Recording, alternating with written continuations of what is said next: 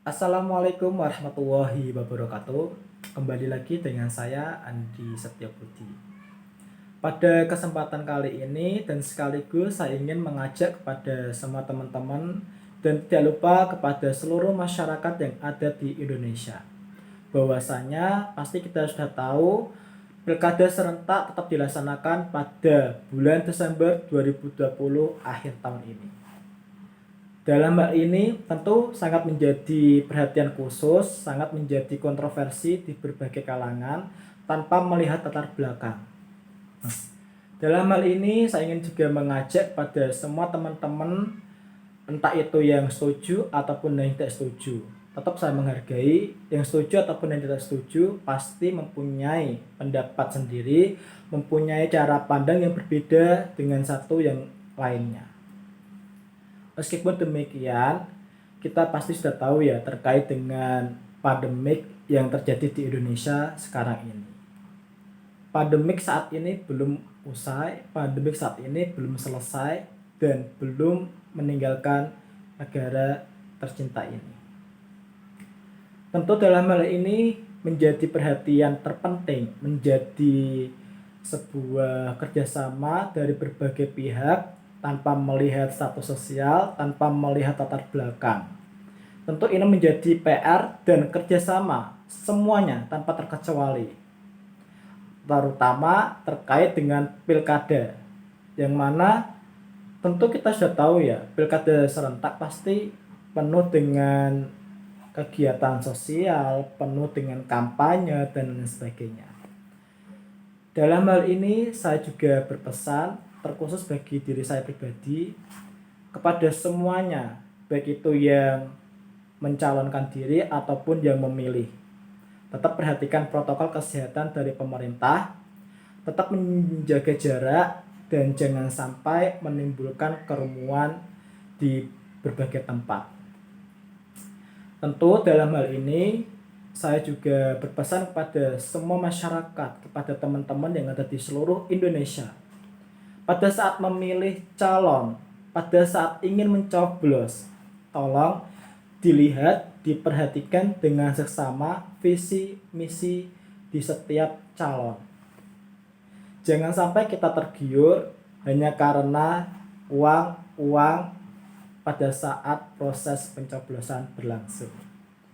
Jangan sampai kita tergiur dengan jumlah nominal 25.000 kah, 50.000 kah, 100.000 kah, 150.000 kah, dan seterusnya.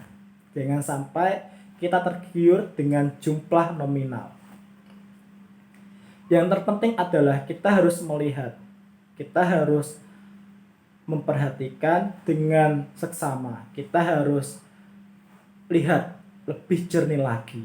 Jangan sampai kita melihat jumlah nominal ataupun barang yang lainnya pada saat proses pencoblosan berlangsung atau malah sebelumnya.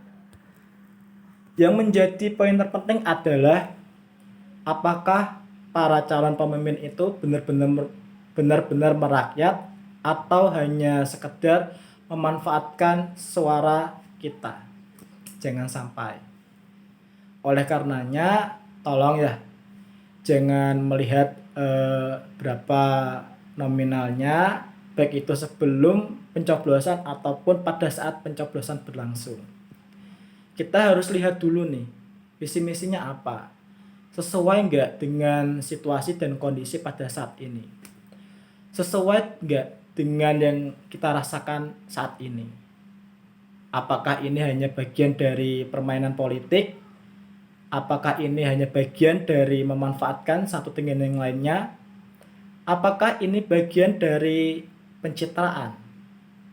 Atau sebaliknya? Kita nggak akan pernah tahu. Oleh karenanya, saya berharap dengan sangat kepada semuanya, terkhusus bagi saya pribadi. Pada saat mencoblos ataupun menentukan pilihan untuk memimpin, tentu harapannya agar bisa merakyat. Tentu itu menjadi sebuah hal yang tidak tabu lagi di sekitar kita. Namun meskipun demikian, saya ingin menantang pada semua calon yang mana pada pilkada serentak ini bulan Desember 2020 akhir tahun ini, apakah kalian benar-benar merakyat? Apakah kalian benar-benar ingin berjuang demi rakyat kalian? Atau kalian ingin berjuang demi diri sendiri untuk memperkaya diri sendiri dan sekeluarga, atau yang lainnya? Kalau memang kalian benar-benar merakyat, kalau kalian benar-benar peduli dengan rakyat, kalau kalian benar-benar ingin merasakan sakit ataupun tidak sakitnya yang dirasakan oleh rakyat, saya ingin menantang pada kalian. Kalau terkait dengan visi misi, oke lah, bagus sekali semuanya. Tapi setelah menjadi pimpinan, apakah visi misi itu berjalan dengan baik?